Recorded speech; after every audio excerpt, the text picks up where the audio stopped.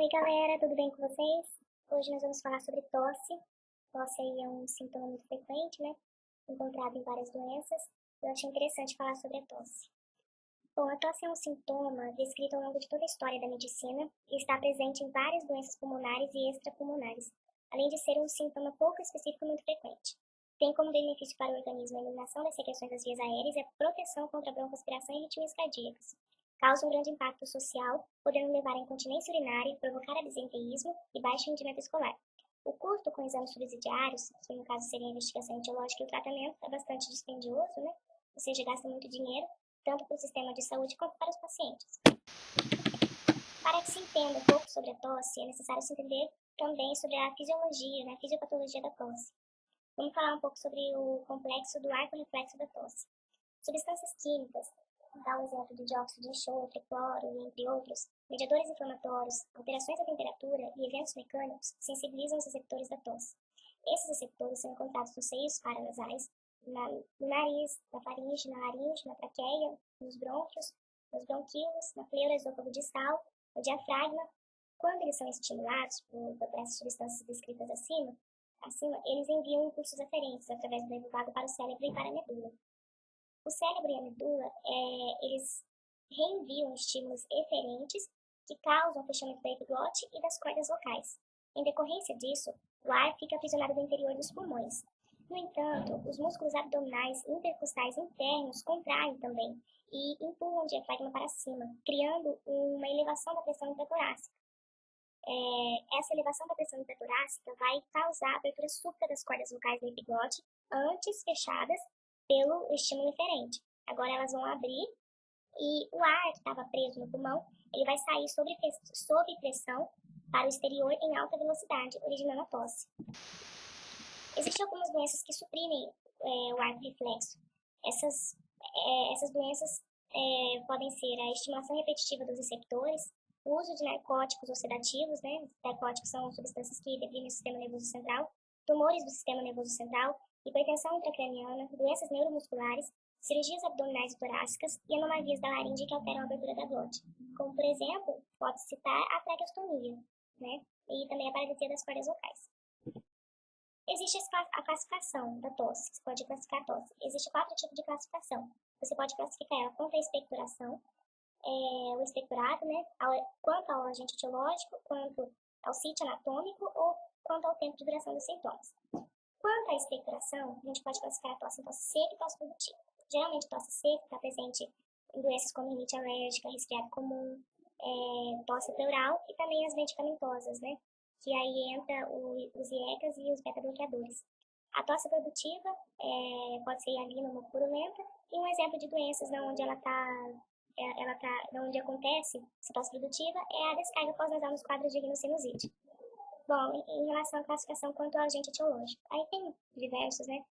Bactérias, virais, desculpa pela imagem um pouco borrada, mas aí existem vários tipos de classificação da tosse, aí tem que investigar. Aí quanto ao sítio anatômico, também, na traqueia, nos brônquios, pulmões, pleura, intestino, sítios extras torácicos, e depois vocês dão uma lida. Em relação à classificação segundo um tempo de evolução, pode ser aguda, subaguda e crônica. A aguda, ela está presente, a tosse está presente por até 3 semanas, a subaguda persiste por um período de 3 a 8 semanas e a crônica acima de 8 semanas. Aí tem as doenças que fazem o diagnóstico diferencial. Bom, aí, em relação à investigação, é crucial uma anamnese bem feita, onde se investigue a ocupação, principalmente quando se tem o pó de carvão, o asbesto, tem pessoas que trabalham em lugares que tem esse tipo de substância, como pó de carvão, asbesto, berílio e sílica, né? Sílica, por quê? Porque a tosse pode ser ocasionada pela doença pulmonar obstrutiva crônica. No início dos sintomas também, você tem que ver se é um quadro agudo, subagudo ou crônico.